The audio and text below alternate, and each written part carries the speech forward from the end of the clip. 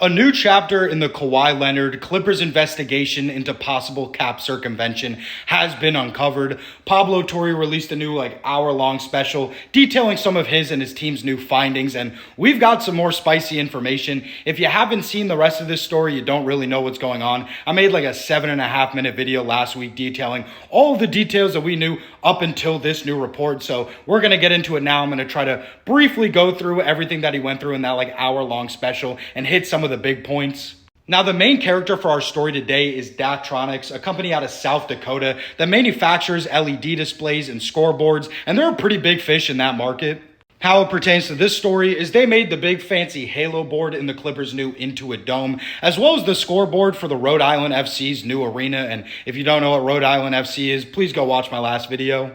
But Pablo and his team uncovered that Kawhi had another hidden multi-million-dollar sponsorship deal with Daktronics. This is despite the fact that they had no public mentioning of him, no announcements. He never did anything for them. Very similar to Aspiration and Rhode Island FC.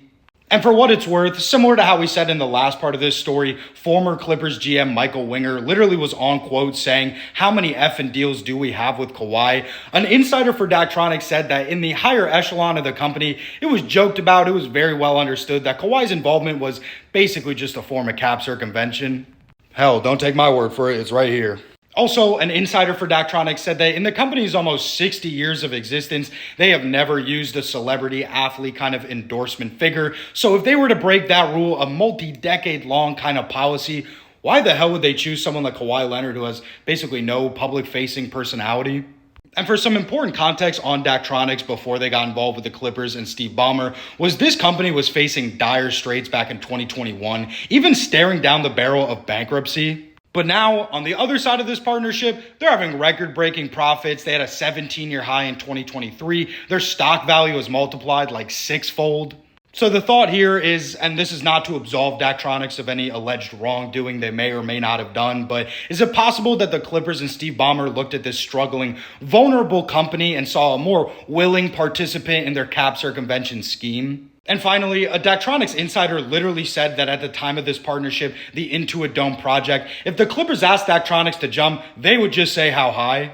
Anyways, Pablo's team reached out to Daktronics, who didn't make any official statement themselves, but they did speak through an intermediary kind of crisis management PR kind of spin guy named GF Bunting.